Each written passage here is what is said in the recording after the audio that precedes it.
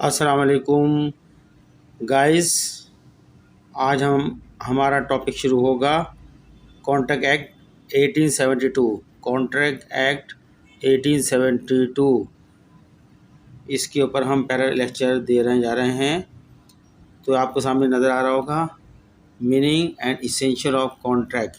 Contract के क्या माने हैं और कॉन्ट्रैक्ट बनाने के लिए क्या क्या चीज़ें होना ज़रूरी है। इसेंशियल माने ज़रूरी क्या है। कॉन्ट्रैक्ट एक मुआहदा होता है और उसके लिए क्या क्या चीज़ें ज़रूरी होती हैं, इसेंशियल क्या होती हैं, ये हम जानेंगे आज।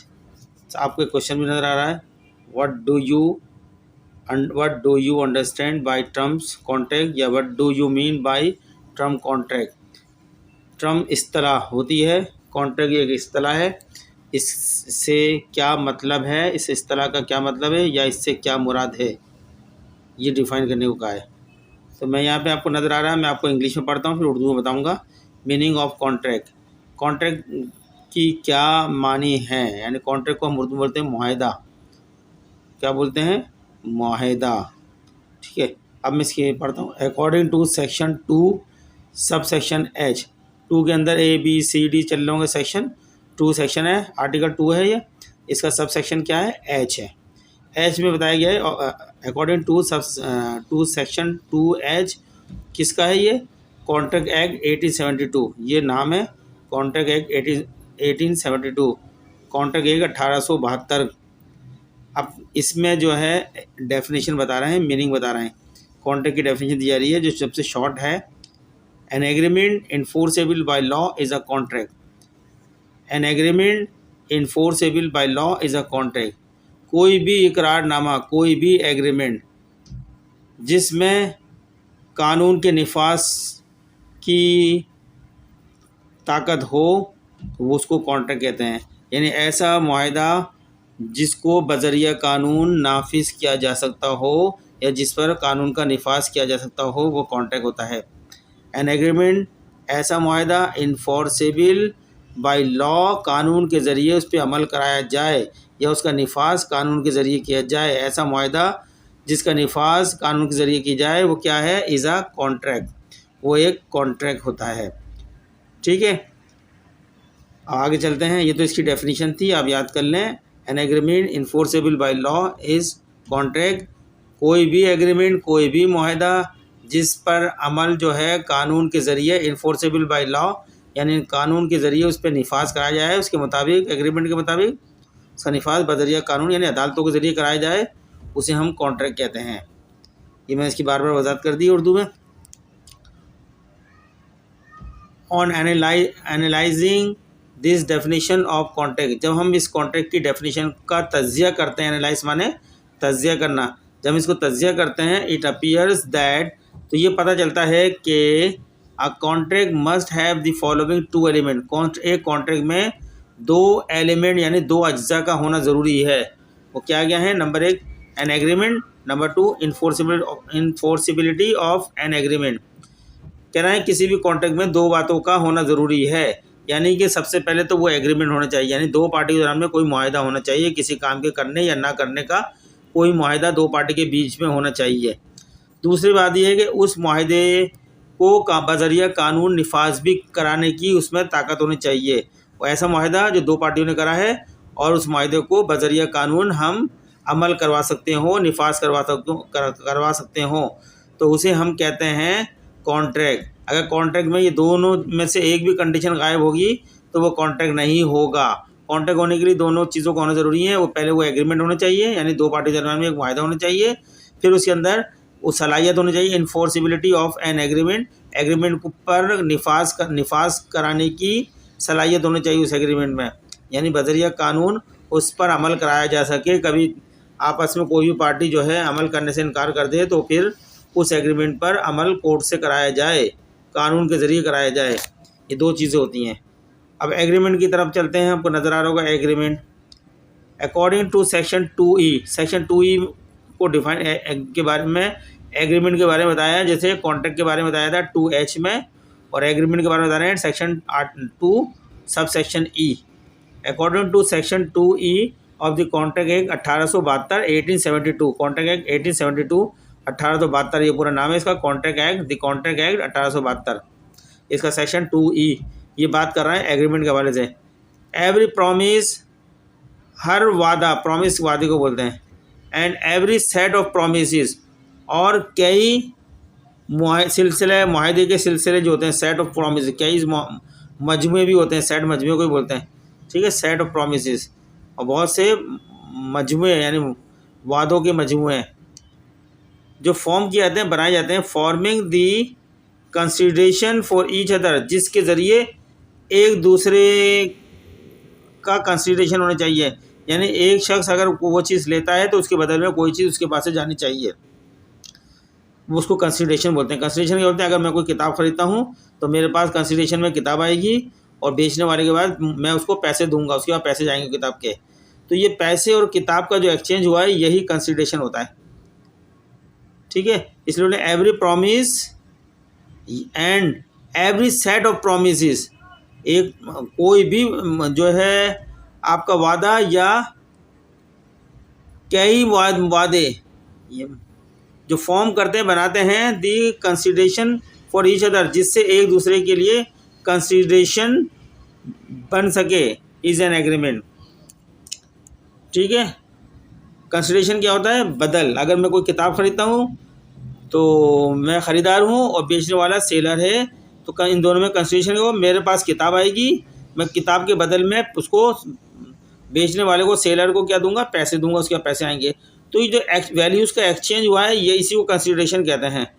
एक के पास किताब आ रही है और एक के पास वैल्यूज़ यानी पैसा जा रहा है इस किताब का, इसी को बोलते हैं कंसिडरेशन। इस कंसिडरेशन के लिए यानी एक्सचेंज के लिए जो प्रॉमिस किए जाते हैं या सेट ऑफ प्रॉमिस किए जाते हैं, उसी को हम बोलते हैं एन एग्रीमेंट, यानी एक इकरारनामा। दो पार्टियों के दरमियान में होता है ये। नाउ द क्वेश्चन अराइज, अब यहाँ सवाल उठता है, व्हाट इज़ प्रॉमिस, प्रॉमिस क्या होता है, वादा क्या होता है, ये क्वेश्चन उठता है। आप according to section 2B of the contract act 1872, अब कॉन्ट्रैक्ट एक्ट 1872 का सेक्शन 2 का अब बी पे आते हैं हम, जो प्रॉमिस के बारे में बात करेगा। A proposal when accepted become a promise, जब कोई आपका जो है तजवीज़ मान ली जाती है तो उसको प्रॉमिस कहते हैं। प्रपोजल क्या होता है आपका, ये प्रपोजल एक तजवीज़ होती है। जब हम एक पार्टी को ऑफर तजवीज़ देते हैं, वो पार्टी आपकी तजवीज़ को मान ले तो उसको क्या कहते हैं, प्रॉमिस, ठीक है। पता चल गया आपको, मतलब एग्रीमेंट, कॉन्ट्रैक्ट और प्रॉमिस। एग्रीमेंट के अंदर कंसिडरेशन होता है, यानी एक्सचेंज होता है वैल्यूज़ का, दो पार्टी के दौरान में एग्रीमेंट होता है और इसके अंदर कंसिडरेशन होता है। एक के पास किताब आ रही है, दूसरे के पास उसके बदल में पैसे आ रहा है, इसको कंसिडरेशन बोलते हैं, ठीक है। और ये एग्रीमेंट दो पार्टी के दौरान में प्रॉमिस होता है कुछ करने या ना करने का, ठीक है। ये जो इससे पहले प्रॉमिस बनने से पहले क्या होता है, आपके पास प्रपोजल होता है, एक पार्टी प्रपोज करती है, दूसरी पार्टी उसको एक्सेप्ट कर लेती है, तो प्रॉमिस बन जाता है। जब प्रॉमिस बन जाता है तो उस प्रॉमिस के तहत जो है वो कंसिडरेशन हो जाता है। एक पार्टी को जो प्रॉमिस था, ये चीज़ मैं तुम्हें दूंगा, वो उसको दे देती है। दूसरा प्रॉमिस में ये कहता है कि मैं इस चीज़ के बदल में तुम्हें ये दूंगा, और वो बदल हो जाता है, तो वो एग्रीमेंट बन जाता है। अब तीसरी कॉन्ट्रैक्ट होने के लिए क्या है, जब एग्रीमेंट बन गया तो एग्रीमेंट के अंदर अगर वो सलाहियत डालते हैं, उसका निफाज बदरिया कानून होगा तो वो कॉन्ट्रैक्ट बन जाएगा, ठीक है। कॉन्ट्रैक्ट, हर कॉन्ट्रैक्ट जो है एग्रीमेंट होता है, लेकिन हर एग्रीमेंट कॉन्ट्रैक्ट नहीं होता है, आपको पता होना चाहिए। क्योंकि जब तक एग्रीमेंट नहीं होगा तो वो कॉन्ट्रैक्ट हो नहीं सकता। उसके लिए उसके बेसिक अज्जा में बताया गया है, पहले एग्रीमेंट होना चाहिए, फिर उसमें इन्फोर्सिबिलिटी बाय लॉ होनी चाहिए। बेसिक अज्जा में बताएं, किसी कॉन्ट्रैक्ट के लिए पहले एग्रीमेंट होना चाहिए, एग्रीमेंट जब हो गया दो पार्टी के दरमियान में, तो फिर उसमें निफाज करने की ताकत होनी चाहिए, इन्फोर्सिबिलिटी ऑफ एन एग्रीमेंट, उसमें निफाज की कुव्वत भी होनी चाहिए, यानी बजरिया कानून उस पर अमल भी कराया जा सके अगर कोई एक पार्टी अमल करने से इनकार करती है तो ये तो कॉन्ट्रैक्ट हो जाता है। और एग्रीमेंट के अंदर खाली एग्रीमेंट होगा तो उसमें इन्फोर्सिबिलिटी नहीं होगी, सलाहियत बजरिया कानून उसमें वो नहीं हो सकती जब तक वो एग्रीमेंट रहेगा। लिहाजा हर एग्रीमेंट जब तक उस पर इन्फोर्सिबिलिटी बाय लॉ ना हो तो वो एग्रीमेंट ही रहेगा, कॉन्ट्रैक्ट नहीं होगा। अगर इन्फोर्सिबिलिटी बाय लॉ आ जाती है तो वो कॉन्ट्रैक्ट हो जाता है, यानी निफाज की कुव्वत उसमें आ जाती है कि कानून के जरिए उसका निफाज कराया जाए तो वो कॉन्ट्रैक्ट हो जाता है। और अगर वो कुव्वत नहीं आती कानून के जरिए उस पर अमल कराने की तो वो एग्रीमेंट रहता है, ठीक है। ये मैंने यहाँ से बता दिया। एग्रीमेंट बनता है प्रॉमिस से, एक का प्रॉमिस दूसरी पार्टी एक्सेप्ट करती है तो एग्रीमेंट बन जाता है वो। और प्रॉमिस बनते हैं प्रपोजल से, एक का प्रपोजल दूसरी पार्टी एक्सेप्ट करती है तो प्रपोजल बन जाता है। ये तीनों में मैंने फ़र्क बता दिया आपको अच्छी तरीके से, ठीक है। Now the question arises what is promise. अब सवाल ये होता है कि प्रॉमिस क्या है, ये तो मैंने बता दिया आपको। अब प्रॉमिस क्या होता है, according to section 2B of the contract act 1872, contract act 1872 का सेक्शन 2 सब सेक्शन बी ने बताया कि प्रपोजल वैन एक्सेप्टेड, जब कोई तजवीज़ को एक्सेप्ट कर लिया जाता है तो बिकम हो जाता है प्रॉमिस। अब एग्जाम्पल देते हैं, X offers to sell his car for ₹500,000 to Y. X ने वाई को पेशकश की कि मैं 5 लाख रुपए की अपनी कार बेचना चाहता हूँ, आपको बेचता हूँ। Y accept this offer, Y ने उसकी ये पेशकश को कबूल कर लिया। This offer after acceptance become promise, जैसे ही वाई ने उसकी 5 लाख रुपए की कार बेचने की ऑफ़र को एक्सेप्ट करा तो ये एक प्रॉमिस बन गया। जो ऑफ़र एक्स ने दी थी वाई को कि मैं 5 लाख रुपए की अपनी कार आपको बेच रहा हूँ, और वाई ने एक्सेप्ट कर लिया कि मैं आपकी ये कार 5 लाख रुपए में ख़रीद रहा हूँ, तो ये फ़ौरन जो है ऑफ़र किस में कन्वर्ट हो गई, this offer after acceptance becomes a promise. तो ये ऑफ़र जो है प्रॉमिस बन गई है, आपको नज़र आ रहा होगा प्रॉमिस हो गई है। And this promise is treated, इस प्रॉमिस को माना जाएगा as an agreement between X and Y. तो ये जो प्रॉमिस बना है, इस प्रॉमिस को ही हम कहेंगे दो पार्टी दौरान में एक्स एंड वाई के अंदर जो है एक एग्रीमेंट हो गया है। यानी वो एक्स अपनी कार सेल कर रहा है 5 लाख रुपए की ऑफर कर रहा है, और वाई जो है उसकी इस कार को खरीदने के तैयार है। ये जो प्रॉमिस हुआ था यही आपका जो है एग्रीमेंट भी हो गया है। लेकिन अभी इसमें इन्फोर्सिबिलिटी बाय लॉ नहीं है, तो ये एग्रीमेंट तक है ये। लेकिन जब इसमें इन्फोर्सिबिलिटी और बाय लॉ की सलाहियत आ जाए तो ये क्या हो जाता है, फिर ये कॉन्ट्रैक्ट हो जाता है। अब आते हैं इन्फोर्सिबिलिटी ऑफ एन एग्रीमेंट। ये जो आपका एग्रीमेंट बन गया है, इसमें अगर हम सलाहियत जाते हैं इन्फोर्सिबिलिटी निफाज करने की कुव्वत ले जाते हैं, इस पर अमल दरामद कराने की कुव्वत जाते हैं, तो फिर हमारा कॉन्ट्रैक्ट हो जाएगा। देखते हैं, an agreement is said to be enforceable. एक एग्रीमेंट जब इन्फोर्सेबल होता है बाय लॉ, कानून जरिए, if it create some legal obligation, अगर उसमें कुछ कानूनी जिम्मेदारियां दाखिल हो जाती हैं, पैदा हो जाती हैं उसके अंदर।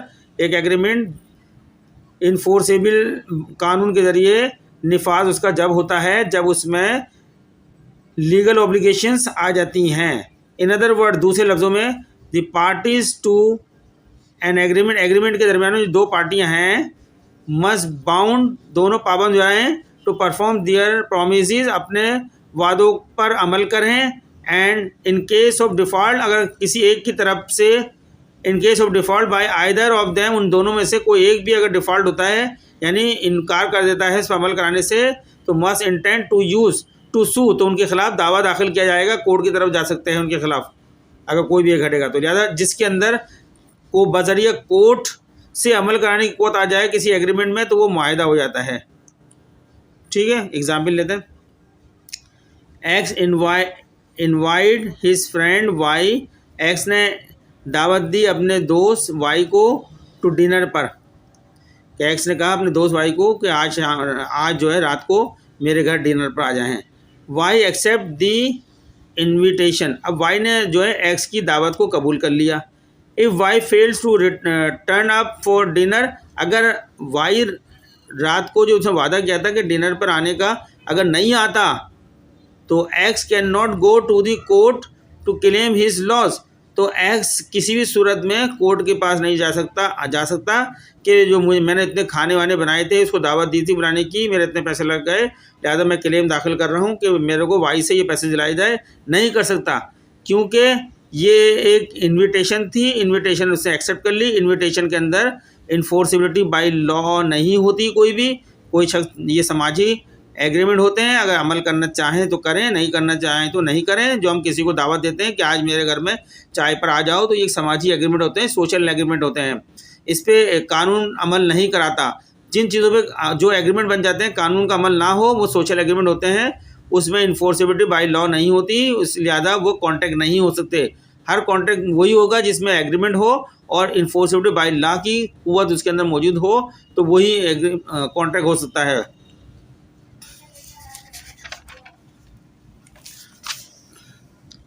आगे देखते हैं,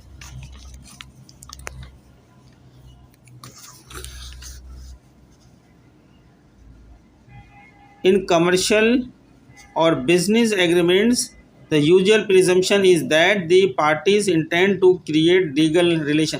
जितने भी कमर्शियल तिजारती या कारोबारी एग्रीमेंट बनाए जाते हैं, इसमें एक चीज़ अंडरस्टूड होती है कि पार्टी ने इस एग्रीमेंट में क्रिएट करिए लीगल रिलेशन। इसमें ऑटोमेटिक लीगल रिलेशंस होता है जब भी तिजारती, कमर्शियल और बिजनेस कारोबारी एग्रीमेंट बनते हैं, तो वो एग्रीमेंट मुआहदा यानी कॉन्ट्रैक्ट में कन्वर्ट हो जाते हैं, क्योंकि उसमें ऑटोमेटिक क्रिएट होती है लीगल रिलेशंस कायम होता है। एग्जाम्पल लेते हैं, X offers to sell his car to Y for ₹500,000।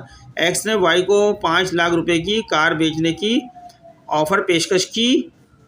Y accept this offer, Y ने उसकी एक्स की ऑफ़र को कबूल कर लिया। Such an agreement between X and Y is a contract. तो अब ये जो एक्स एंड वाई के दरमियान एग्रीमेंट हुआ है, इसी को हम कॉन्ट्रैक्ट कहेंगे, क्योंकि इसमें ऑटोमेटिक तिजारती और सेल करने का या कारोबार करने का जो कॉन्ट्रैक्ट होता है, उसमें ऑटोमेटिक जो है लीगल इन्फोर्सिबिलिटी शामिल होती है, because it creates legal obligation. Obligation माने जिम्मेदारी इसमें आ जाती है। In this agreement if x refuse, अगर एक्स रिफ्यूज़ करता है, इनकार करता है टू सेल, अपनी कार को सेल करने से, या वाई रिफ्यूज़ करता है टू बाई, खरीदने से इनकार करते बाद में, the other party can file a suit, दावा दाखिल कर सकती है दूसरी party in the court of law for the breach of the contract, contract की खिलाफ वर्जी करने की सूरत में। ठीक है, एग्जाम्पल थी। ये हमारा क्वेश्चन नंबर 1 पूरा हो गया, जो कॉन्ट्रैक्ट की अंडरस्टैंडिंग करनी थी हमने कि कॉन्ट्रैक्ट क्या होते हैं, एग्रीमेंट क्या होते हैं, प्रोपोजल क्या होते हैं और प्रॉमिस क्या होते हैं, ये सब चीज़ें हमने इसमें समझी एग्जाम्पल के साथ। तो अब हम नेक्स्ट लेक्चर इसका बाकी नेक्स्ट लेक्चर में कवर करते हैं आगे, क्योंकि लेक्चर बड़ा हो जाएगा इससे बचने के लिए। तो स्टूडेंट, अगर आपको हमारे लेक्चर्स पसंद आ रहे हैं तो हमारे चैनल को सब्सक्राइब करें, लाइक करें। हम इसी तरीके से आपके लिए और अच्छे से अच्छे बेहतर करके लेक्चर बनाते रहेंगे। हमारा मकसद यहाँ आपको समझाना है, लॉ की तालीम देने का मकसद समझाना है लॉ क्या होता है। शुक्रिया।